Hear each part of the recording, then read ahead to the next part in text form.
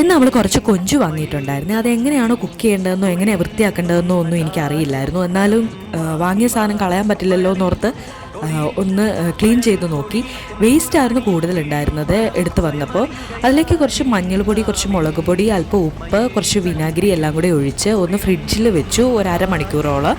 അതിനുശേഷം ഒരു പാനിലേക്ക് കുറച്ച് വെളിച്ചെണ്ണ ഒഴിച്ച് അതെല്ലാം കൂടി ഒന്ന് ഫ്രൈ ചെയ്യാൻ വേണ്ടിയിട്ട് വെച്ചിട്ടുണ്ടായിരുന്നു.